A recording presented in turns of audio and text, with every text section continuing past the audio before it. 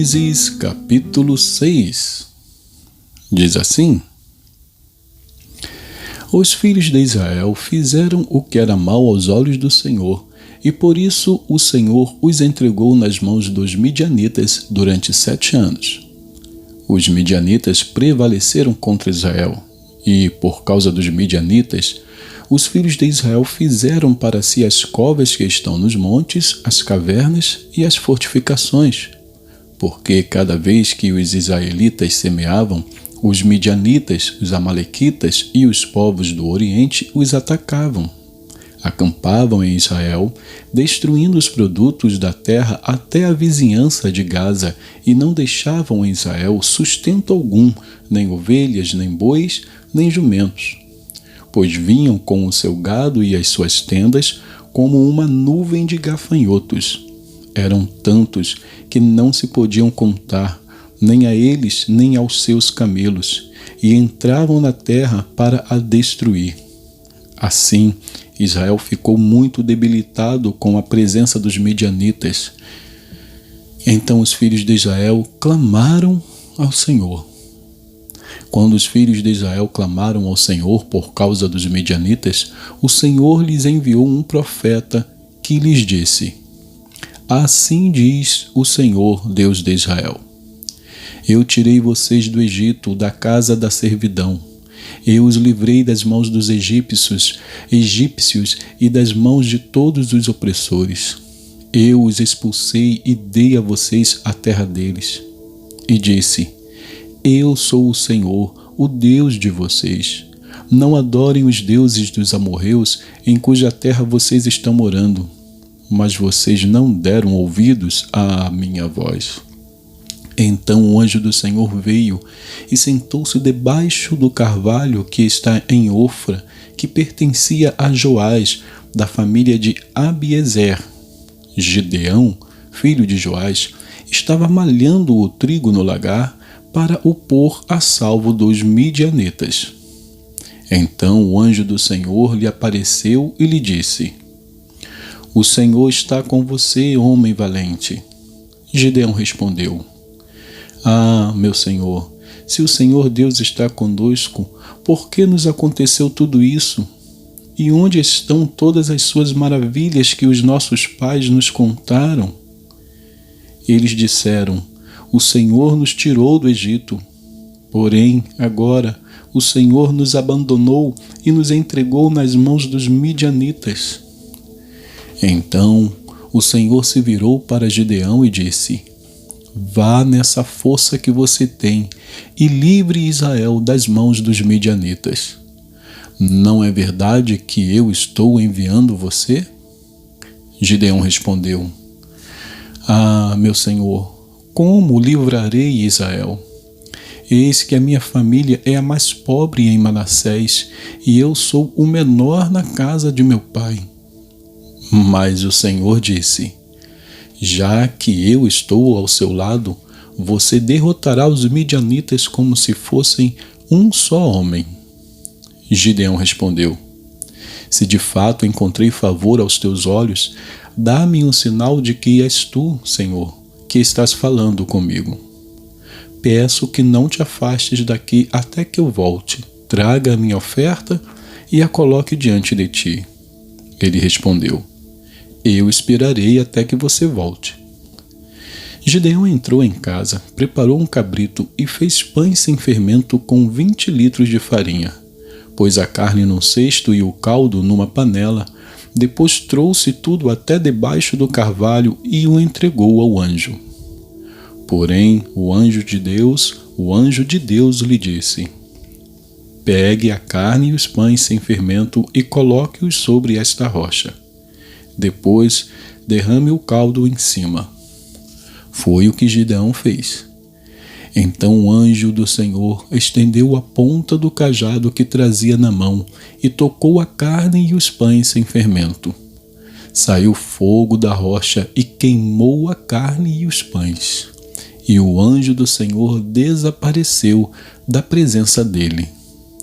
Quando Gideão viu que era o anjo do Senhor, disse: Ai de mim, Senhor Deus, pois vi o anjo do Senhor face a face.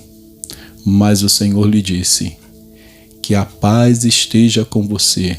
Não tenha medo, você não morrerá. Então Gideão edificou ali um altar ao Senhor e lhe deu o nome de O Senhor é Paz. Até o dia de hoje, esse altar está em Ofra, que pertence à família de Abiezer. Naquela mesma noite, o Senhor disse a Gideão: leve o touro que pertence a seu pai, a saber, o segundo touro de 7 anos, e derrube o altar de Baal, que é do seu pai, e corte o poste da deusa Azerá, que está junto ao altar. No alto desse lugar fortificado, faça para o Senhor, seu Deus, um altar em camadas de pedra. Depois pegue o segundo touro e ofereça-o em holocausto com a lenha do poste da deusa Azerá, que você irá cortar. Então Gideão levou 10 homens dos seus servos e fez como o Senhor lhe havia falado. Mas porque teve medo da casa de seu pai e dos homens daquela cidade, não o fez de dia, mas de noite.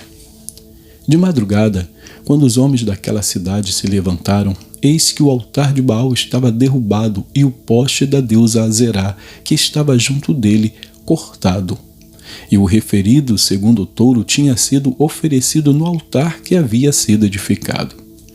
E diziam uns aos outros: quem fez isto? E, perguntando e inquirindo, disseram: quem fez isso foi Gideão, o filho de Joás. Então os homens daquela cidade disseram a Joás: traga o seu filho para fora, para que seja morto, pois derrubou o altar de Baal e cortou o poste da deusa Azerá, que estava junto dele. Porém Joás disse a todos os que se puseram contra ele: vocês querem defender a causa de Baal? Vocês querem livrá-lo? Quem defender a causa dele será morto ainda esta manhã. Se ele é Deus, que defenda a si mesmo. Afinal, derrubaram o seu altar. Naquele dia, Gideão passou a ser chamado de Jerubaal, porque foi dito: que Baal defenda a sua causa contra ele, pois foi ele quem derrubou o seu altar. Todos os midianitas, amalequitas e povos do Oriente se ajuntaram, passaram o Jordão e acamparam no vale de Jezreel. Então o Espírito do Senhor revestiu Gideão, que fez soar o alarme, convocando os homens da família de Abiezer a segui-lo. Enviou mensageiros por toda a tribo de Manassés, que também foi convocada a segui-lo. Enviou ainda mensageiros a Azer, a Zebulon e a Naftali, que foram se encontrar com ele. Então Gideão se dirigiu a Deus, dizendo: se realmente queres livrar Israel por minha mão, como disseste, eis que eu porei uma porção de lã na ira. Se o orvalho estiver somente nela, e a terra ao redor estiver seca, então saberei que irás livrar Israel por meio de mim, como disseste. E assim aconteceu. No outro dia, Gideão se levantou de madrugada e, apertando a lã do orvalho que havia nela, espremeu uma taça cheia de água. Gideão se dirigiu a Deus mais uma vez, dizendo: não se acenda contra mim a tua ira, se eu falar somente mais esta vez. Peço-te que me deixes fazer mais uma prova com a lã, que desta vez só a lã esteja seca, e que haja orvalho na terra ao redor dela. E Deus assim o fez naquela noite, pois só a lã estava seca, e sobre a terra ao redor dela havia orvalho. Vamos então a Isaías capítulo 39. Isaías 39 diz assim: nesse tempo, Merodach-Baladã, filho de Baladã, rei da Babilônia, enviou cartas e um presente a Ezequias, porque soube que ele havia estado doente, mas que agora já estava recuperado.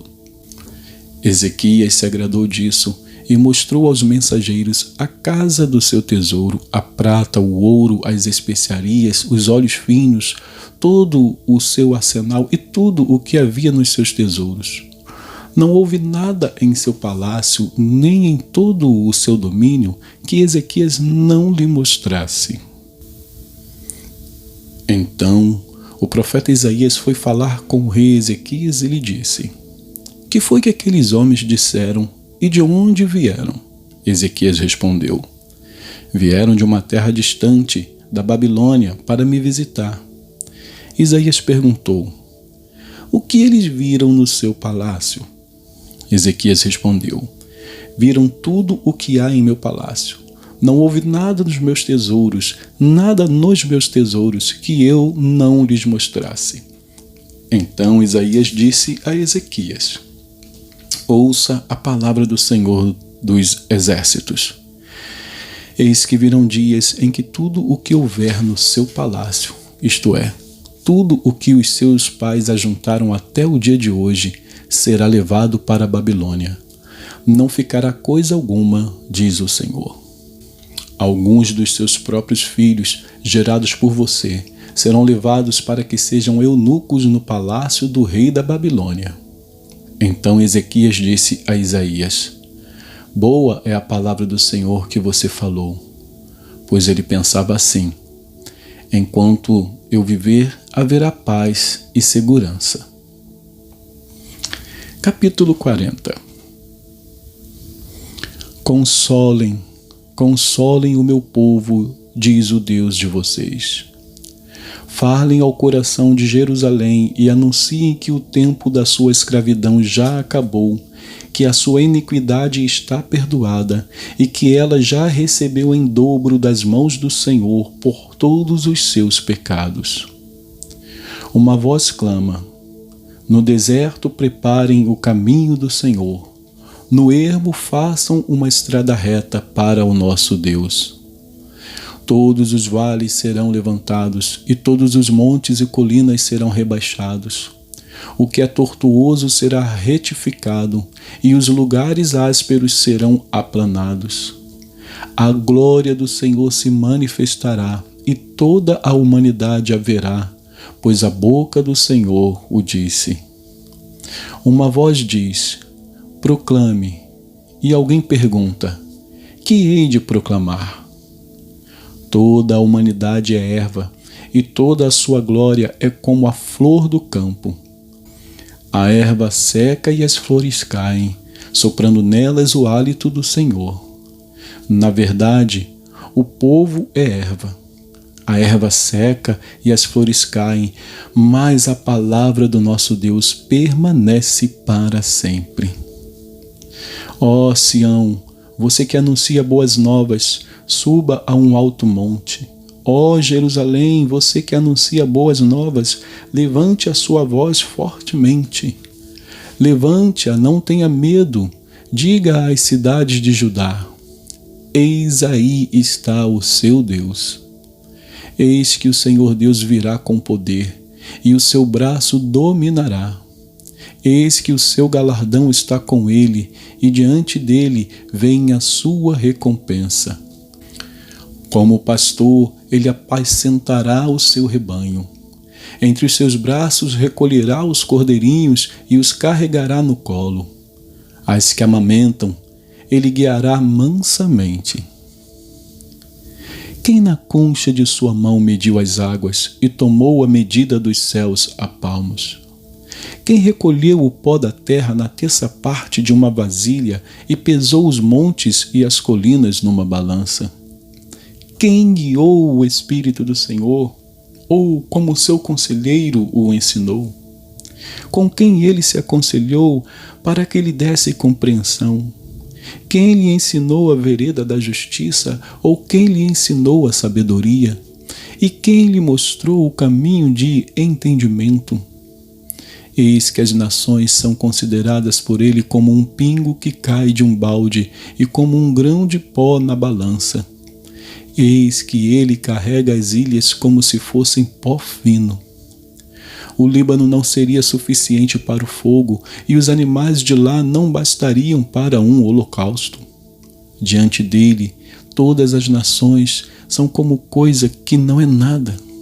Ele as considera menos do que nada, como um vácuo. Com quem vocês querem comparar Deus? Com que imagem vocês a podem confrontar?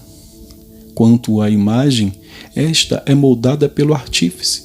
Depois, o ourives a reveste de ouro e forja correntes de prata para ela.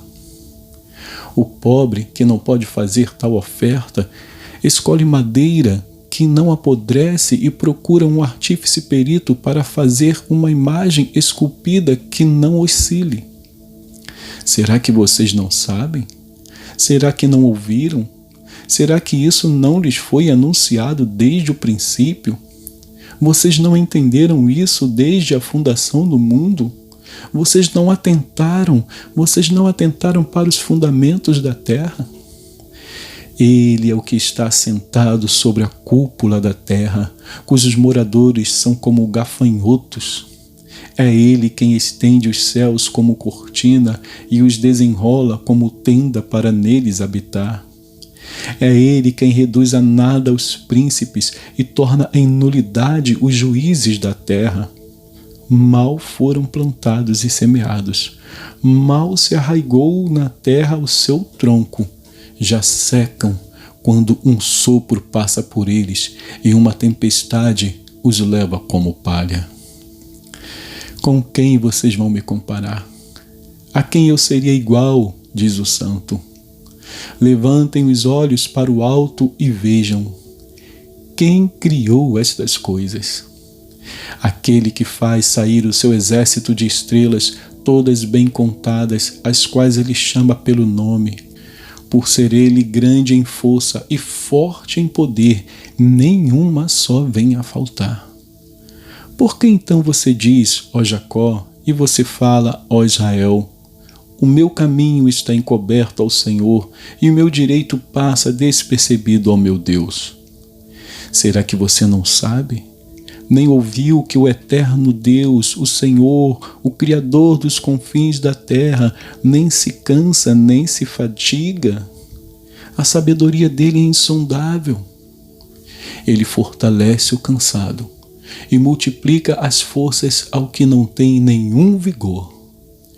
Os jovens se cansam e se fatigam, e os moços de exaltos caem, mas os que esperam no Senhor renovam as suas forças, sobem com asas como águias, correm e não se cansam, caminham e não se fatigam.